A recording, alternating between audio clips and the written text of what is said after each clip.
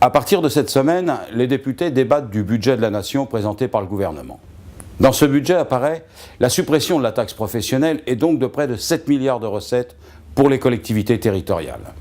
Par cette mesure, c'est le lien qui unit une entreprise au territoire où elle se trouve qui disparaîtrait. En effet, la taxe professionnelle permet aux villes, aux départements, aux régions de construire leur budget et ainsi de mettre en place des équipements et des services publics comme les transports, les routes, les écoles et les crèches dont profitent les habitants ainsi que les entreprises. Par ailleurs, les collectivités concourent à hauteur de 73% des investissements publics. Cela crée de l'emploi, de la richesse, du travail aussi pour les entreprises et souvent pour les PME et les PMI.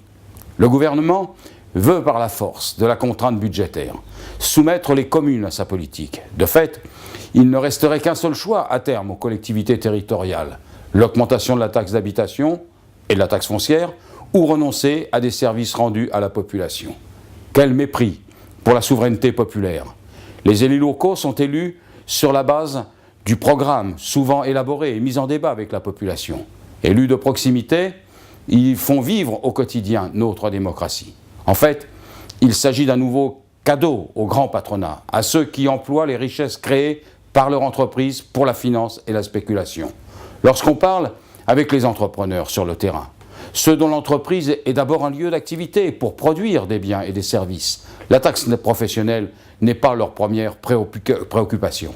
Certes, il faut la réformer, notamment en prenant en compte la nature des entreprises, leur façon de produire et les bénéfices financiers qu'elles réalisent, plutôt que de ne prendre en compte que la production et la main-d'œuvre, comme c'est le cas aujourd'hui. Mais sa suppression, pure et simple, fait planer de graves dangers pour notre pays et notre peuple, parallèlement d'ailleurs à la réforme prévue des collectivités territoriales dont a parlé Nicolas Sarkozy voilà quelques jours, et la loi sur le Grand Paris. Ainsi, la suppression de la taxe professionnelle n'est pas une affaire d'élus, mais elle concerne toute la population de notre pays et le monde économique.